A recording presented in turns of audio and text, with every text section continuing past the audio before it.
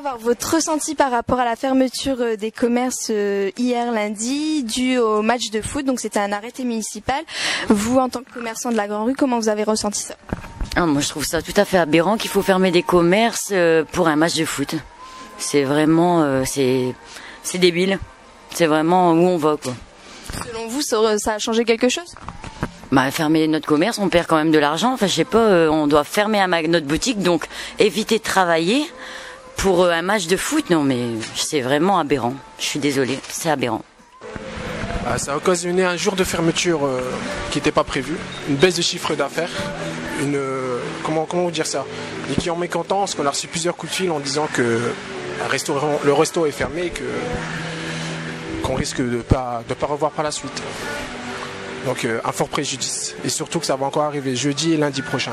J'aimerais avoir votre ressenti par rapport à l'arrêté municipal d'hier lundi qui recommandait fortement aux commerçants de la Grand Rue de fermer leur boutique à partir de 16h dû au match de foot. Donc on aimerait savoir comment vous avez ressenti. Oui, en fait c'est injuste quoi en fait. Donc déjà dans un premier temps, parce que déjà ça fait déjà je parle financement donc qui me concerne à mon égard, à notre égard à ce niveau-là, c'est que donc il y a au moins 35% donc de la recette donc qui s'envole en l'air. Donc c'est vrai que on aurait bien aimé diffuser le match, d'autant plus que donc il y avait les CRS sur place, les autorités.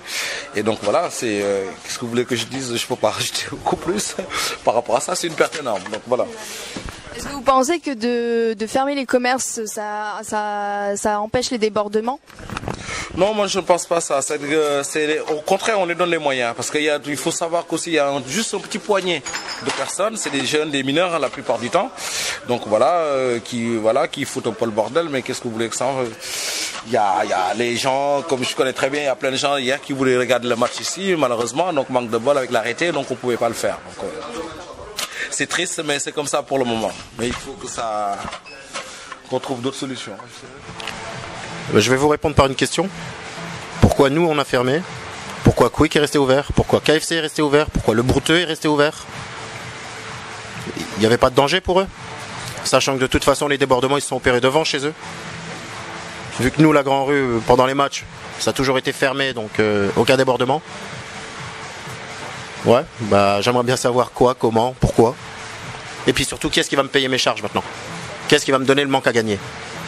Voilà. Franchement, ça me déplaît parce que voilà, pour un match de foot, ils veulent qu'on ferme le magasin, alors que derrière nous, on a les charges, le loyer à payer, les taxes, ils viennent, ça s'arrête jamais, et eux, ils veulent qu'on ferme un magasin, qu'ils viennent nous payer le loyer, les charges, tout ce qu'il y a derrière. Et nous, il n'y a pas de problème, on ferme, il n'y a pas de souci. En plus, pour un match, pour l'Algérie. L'Algérie, c'est pas la guerre, c'est pas des ninjas, c'est pas le Pakistan ici, hein. Mais bon, on est en France. Il faut qu'ils commencent à un petit peu réaliser ce qu'ils font, parce que là, je crois qu'ils sont partis un petit peu loin. On a la chance de ne pas être obligé de fermer, parce qu'on est sur la place de Roubaix, donc, si on suit les arrêtés municipaux, c'est le centre-ville qui est bouclé, donc il n'y a pas accès au centre-ville aux véhicules, donc on serait sécurisé, mais je trouve que c'est un petit peu exagéré quand même. Même si je dis que les événements qui sont produits lors des derniers matchs de qualification de la Coupe du Monde ont été assez sérieux, mais bon, je pense qu'il faut relativiser, et puis à la rigueur, oui, me quadriller avec les forces de l'ordre, pourquoi pas, mais de là fermer les rues et obliger les commerçants à fermer, c'est un petit peu hard. Ça, c'est pas normal. Si on ferme pour tout le monde, ici, on laisse tous les commerces et le travail. Parce qu'on est payé les impôts ici. Hein. Voilà. Donc vous êtes solidaire avec vos collègues de l'autre côté de la rue? Exactement. Bien sûr. Parce que...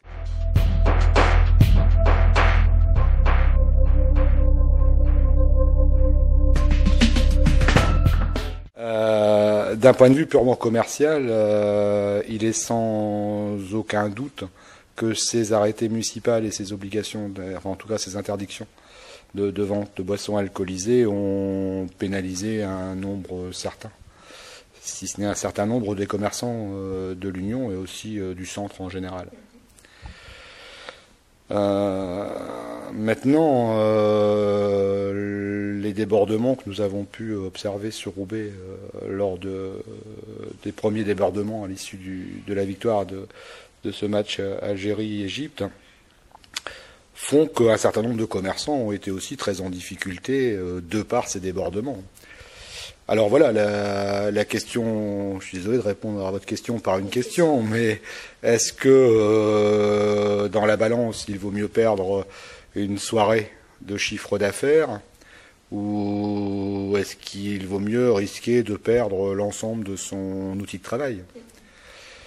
Je pense sincèrement, hein, sans faire de politique politicienne, mais juste en étant acteur de la vie de ma commune, qu'il y avait peu d'autres décisions possibles et qu'il fallait absolument protéger la ville de ces débordements. Débordements dont je vous rappelle quand même qu'ils sont le fait d'un tout petit nombre de personnes qui n'ont strictement rien à voir avec les supporters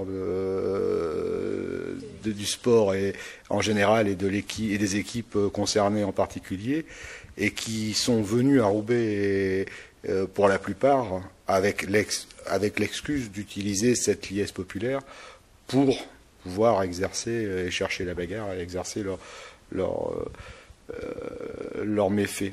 Parce que ce sont des méfaits. Moi, j'ai juste pour information, j'ai une de mes adhérentes. Les dégâts se chiffrent en dizaines de milliers d'euros sur une soirée en quelques minutes.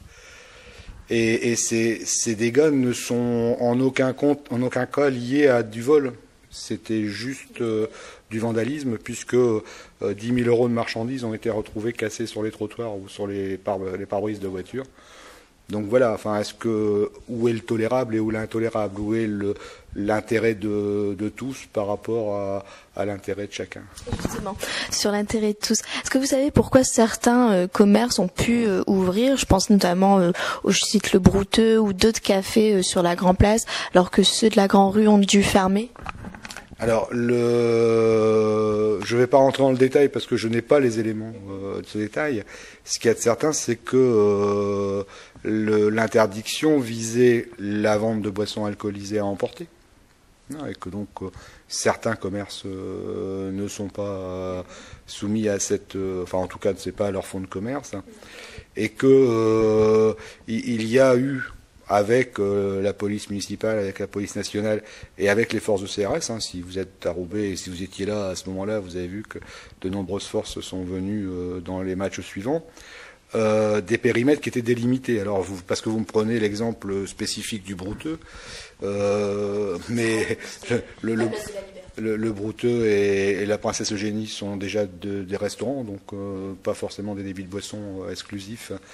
Et le Brouteux en particulier était sur un axe sécurisé et non sensible, puisque le boulevard Général Leclerc ne faisait pas partie des axes sensibles. Justement, pour parler en connaissance de cause, le football par définition, c'est un sport aussi qui est semblable à d'autres disciplines. Mais le problème, c'est que derrière, le football, dans son avantage, a un enjeu assez important, disons économique. Il faut pas se le cacher. Et aujourd'hui, si on a mis l'accent de fermer certains commerces, certains quartiers qui semblent un petit peu sous l'insouciance et sous la crainte des habitants, parce que c'est vrai que c'est toujours les habitants malheureusement les premières victimes. Moi je dis que c'est une bonne mesure qu'a entrepris le maire. Il y a eu l'audace de le faire parce que c'est faire un rappel à la loi, c'est faire un rappel au civisme, c'est faire respecter aussi les biens publics et privés des citoyens. Et je crois que c'est dans ce sens-là.